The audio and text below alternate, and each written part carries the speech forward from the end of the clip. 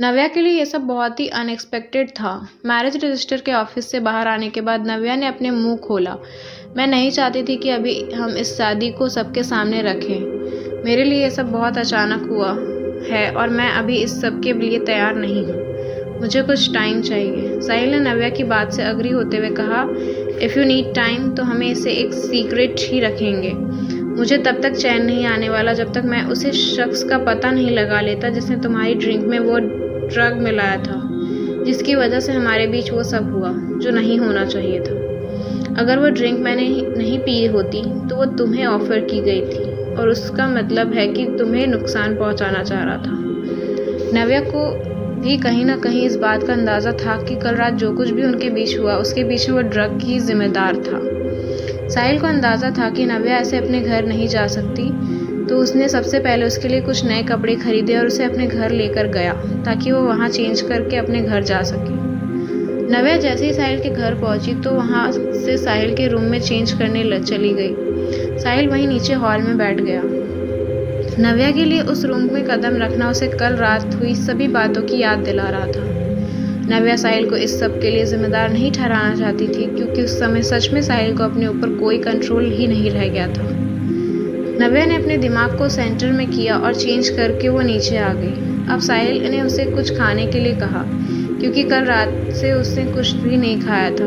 अब उसके चेहरे का रंग एकदम उड़ चुका था। कल रात की थकान से उस फॉरेन एनर्जी की ज़रूरत थी। ब्रेकफास्ट करने के दौरान साहिल ने नव्या से कहा, why don't you take rest for some days. Navya ने साहिल की तरफ देखकर जवाब दिया, नहीं मैं ठीक हूँ, मैं अपने काम को कंटिन्यू रखना चाहती हूँ। साहिल को सच में उससे इस जवाब की उम्मीद नहीं थी।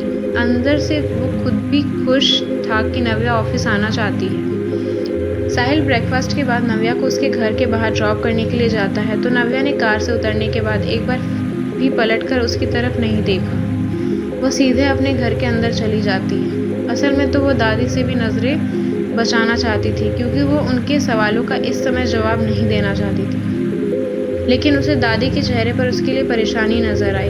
दादी ने नव्या से करीब आते हुए कहा, बेटा तू ठीक तो है, तेरा चेहरा एकदम उतरा हुआ लग रहा है। नव्या ने उनकी बातों को टालते हुए कहा, दादी मैं एकदम ठीक हूँ, बस थोड़ा थकी हुई हूँ। असल में कल पूरी रात पार्टी की वजह से मैं सो नहीं पाई। मैं कुछ टाइम रेस्ट करना चाहती हूँ, शाम को बात करते हैं। इतना कहते हुए वो दौड़ते हुए अपने रूम में चली गई और डोर को अंदर से क्लोज कर लिया। नव्या की तो जाकर अपने कपड़े चेंज करने की भी हिम्मत नहीं हो रही थी। साहिल सच में उसकी लाइफ का एक अटूट हिस्सा बन चुका था। साहिल और नव्या की अब शादी हो चुकी थी और अब वो नव्या साहिल सहाय बन चुकी थी। ये सब वो कैसे सबको बताए और क्या बोले कि उन्होंने ऐसा कदम क्यों उठाया इतनी जल्दबाजी में। नव्या तो अभी तक श्योर नहीं थी कि उसे साहिल साथ ही पूरी ज़िंदगी बितानी है। डील की तहत ज़रूर वो साहिल से शादी करने वाली थी, लेकिन ये सब इतनी जल्दी हो जाएगा इसने सोचा भी नहीं था। साहिल को नव्या की अगर इस सच्चाई का पता चलता कि वो उसकी ज़िंदगी में यूं ही नहीं आई है तो वह ज़रूर उसे गलत ही समझने वाला था, फिर चाहे उसकी इस समय के पीछे कुछ मजबूरी रही। साहिल ने नव्या के उस घर ड्रॉप करते ही अपने असिस्टेंट शिवम को फ़ोन कर लगाया और उससे कल रात की पार्टी की सीसीटीवी फुटेज चेक करने को कहा। उसे पूरा यकीन था कि बस एक ही यही रास्ता है जिससे उसे सच का पता चल सकता है। साहिल वहाँ से सीधे अपने ऑफिस पहुँच गया और अपने कैबिन में जाकर बैठ गया। उसका दिमाग अपने आप को इस सोच से मुक्त नहीं कर पा रहा था कि आखिर ये घटिया हरकत किसने की होगी। ठीक उसी पल शैला उसके कैबिन का डोर नॉक करके अंदर आई और साहिल के सामने चेयर पर बड़ी ही बेशर्मी से बैठते हुए उसने कहा, कैसे हो साहिल तुम? कल रात तुम्हारी सडनली तबीयत खराब होने में से बहुत घबरा गई थी। वैसे अब तुम्हें देखकर तो लग रहा है कि तुम अब ठीक हो। साहिल ने थोड़ा चिढ़ते हुए जवाब दिया, सच और डम क्वेश्चन, मैं अब ठीक फील कर रहा हूँ तभी तो ऑफिस आया हूँ। शैला के अंदर की तो जैसे सारी शर्म ही मर चुकी थी। वो बड़ी बेशर्मी से साहिल करीब आकर बैठ गई। साहिल उसके ऐसे करने से अनकंफर्टेबल महसूस करते हुए उससे फौरन दूरी बना लेता है। उसको शैला का अपने करीब आने की कोशिश करना बिल्कुल भी अच्छा नहीं लग रहा था। साहिल को उसकी इस हरकत पर गुस्सा आ रहा था।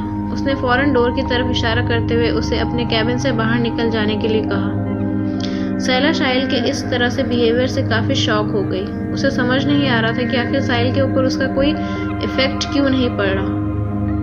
ये तो वो भी अच्छे से जानती थी कि साहिल को गुस्सा बहुत जल्दी आ जाता है और इस समय उसे साहिल को गुस्सा दिलाना सही नहीं लगा। साहिल की नज़र अपने सामने डली हुई नव्या की उस चेयर पर नजर गई जिस पर कल तक नव्या बैठी होती थी। साहिल के दिमाग में रह रहकर नव्या का ही ख्याल आ रहा था। वो अपने आप को उसके ख्यालों से रिहा नहीं कर पा रहा था। आखिरकार परेशान होकर साहिल ने नव्या को मैसेज करने की सोची। उसने मैसेज में लिखा मिसिंग यू, जिसके बाद उसने वो डिलीट कर दिया। इसके बाद साहिल ने फिर से टाइप किया और इस बार लिखा आई एम रियली सॉरी, हमारे बस ये सब नहीं होना चाहिए था। How are you feeling now?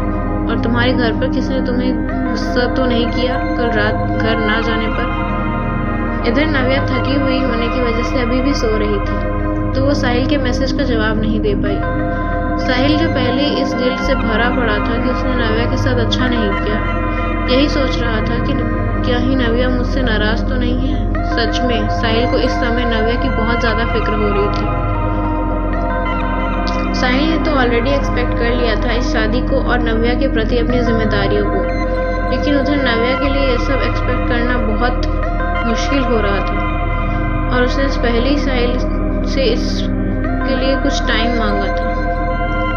शाम के समय साहिल ऑफिस से निकलने के वक्त नव्या को फ़ोन करने की सोचता है और उसने किया भी ऐसा है। उसने फ़ोन लगाते हुए नव्या से कहा नव्या आई एम कमिंग, बाहर आओ, मुझे तुमसे मिलना है। नव्या साहिल को मना नहीं कर पाई और उससे मिलने चली जाती है। आज साहिल का नव्या को देखने का अंदाज बदला हुआ था। साहिल नव्या को अपने साथ कार में आकर बैठने को बोलता है। नव्या ना जाने क्यों साहिल को मना नहीं कर पाई। शायद से अधिकार साहिल को उन दोनों की शादी नहीं दिया था जो नव्या उसकी बातों को इस तरह से मान रही थी। साहिल की कार पहले ही नव्या के घर के बैक साइड से वेट कर रही थी। नव्या आसपास देखते हुए आकर सीधा साहिल की कार में बैठ जाती है। साहिल कुछ देर तक तो नव्या को ऐसे ही देखते जा रहा था। उसका सच में मन नहीं भर रहा था नव्या को देखने से। इसके बाद साहिल नव्या के हाथों को अपने हाथों में लेते हुए उससे पूछता है how are you feeling now? Navya ने बोलने की वजह सिर्फ बोलकर जवाब दिया। इसके बाद नव्या ने साहिल से पूछा आपको कोई प्रॉब्लम तो नहीं हुई उस ड्रग के इफेक्ट से?